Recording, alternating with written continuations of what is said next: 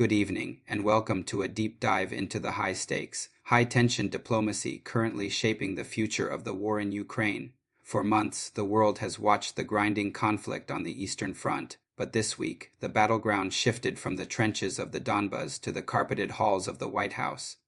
The meeting between U.S. President Donald Trump and Ukrainian President Volodymyr Zelensky, intended to shore up the alliance, reportedly devolved into something far more acrimonious: a shouting match.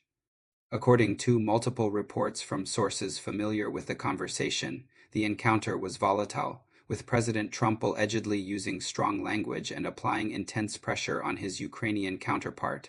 The core of the conflict was stark and brutal: peace at any price. Reports suggest that President Trump urged Zelensky to accept Russia's terms for ending the war, specifically demanding that Ukraine surrender the entire eastern Donbas region to Moscow. This was presented not as a negotiation, but as a stark ultimatum. One report claimed Trump warned Zelensky that if he did not agree, Russian President Vladimir Putin would simply destroy Ukraine. This is not the language of an ally offering strategic advice. It is the language of a mediator demanding capitulation. The pressure was so acute that at one point, Trump was reported to have tossed aside maps of the front line, dismissing the hard-won gains and tragic losses of the Ukrainian military. The message was clear: the time for fighting is over. The time for conceding is now.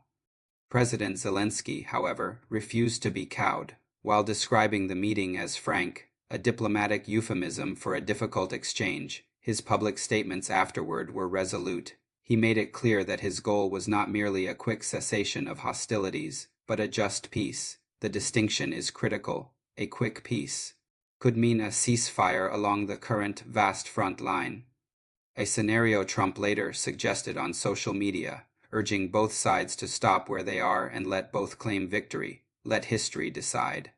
This, however, would effectively reward Russia's aggression by cementing its control over approximately 20% of Ukrainian sovereign territory, including the Crimean Peninsula annexed in 2014. A just peace, by contrast, implies a return to internationally recognized borders, accountability for war crimes, and reparations for the devastation inflicted. Zelensky's position remains unwavering. Ukraine will not gift anything to the aggressor. This stance is rooted in international law and the fundamental principle that borders cannot be redrawn by force. To accept the Donbas concession would be to set a dangerous global precedent.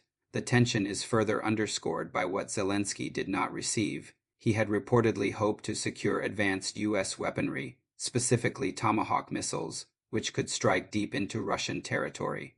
He left the White House empty-handed on that front, a clear signal that the U.S. priority, at least for now, is de-escalation through territorial compromise, rather than empowerment through military aid.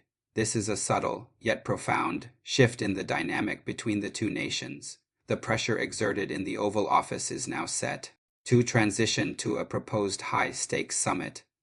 President Trump and President Putin have announced plans to meet in Budapest, Hungary, possibly within the coming weeks, to discuss the war. Zelensky has indicated he is ready to join, but only if invited in a trilateral or shuttle diplomacy format.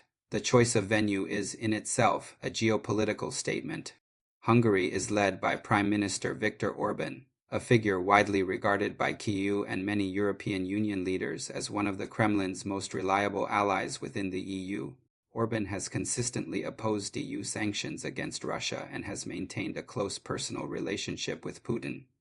Zelensky did not mince words in his criticism of the location, stating that Orban could not do anything positive for Ukrainians or even provide a balanced contribution.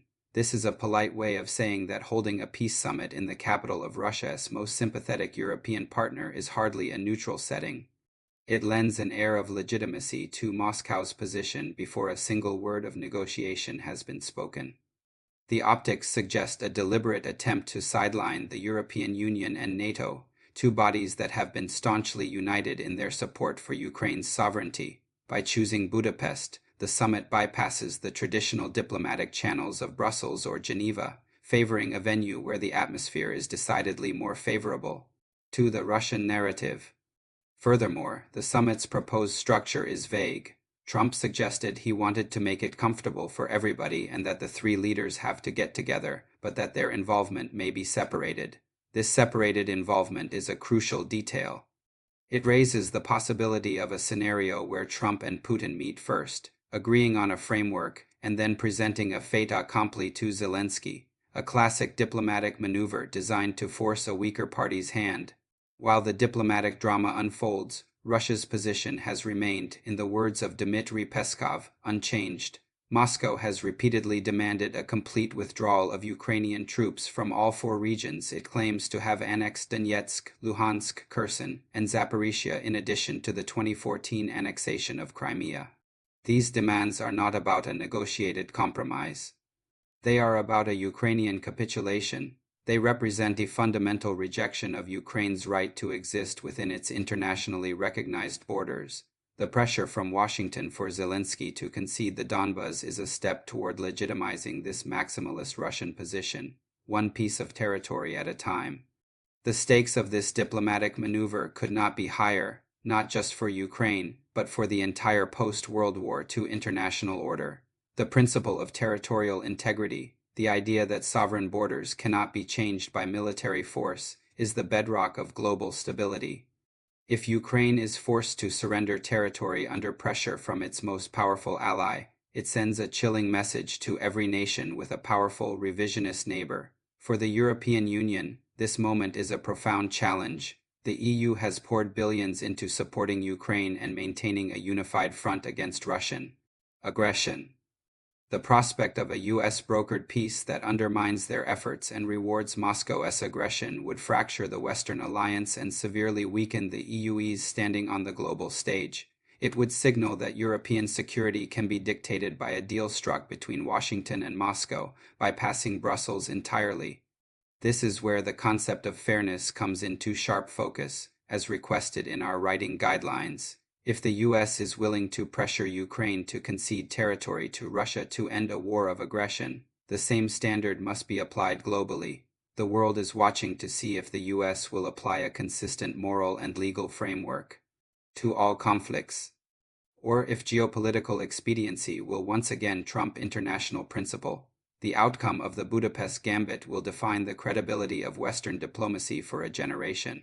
The path to peace in Ukraine is now clearer, but no less fraught with peril. The world has moved from a protracted military stalemate to a diplomatic pressure campaign centered on territorial concession. The question is no longer if a summit will happen, but what the cost of attendance will be for President Zelensky. The reports of the volatile White House meeting reveal a dangerous dynamic, a U.S. administration seemingly willing to prioritize a visible, quick end to the conflict over the long-term principles of international law and Ukrainian sovereignty.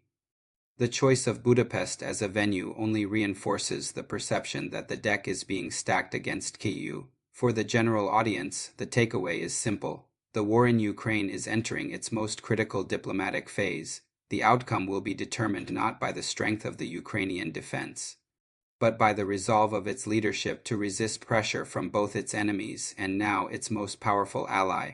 It is a choice between a just peace that upholds international law and a quick peace that legitimizes aggression. We will continue to track the developments of the Budapest Gambit and its profound implications for the global order. Thank you for watching.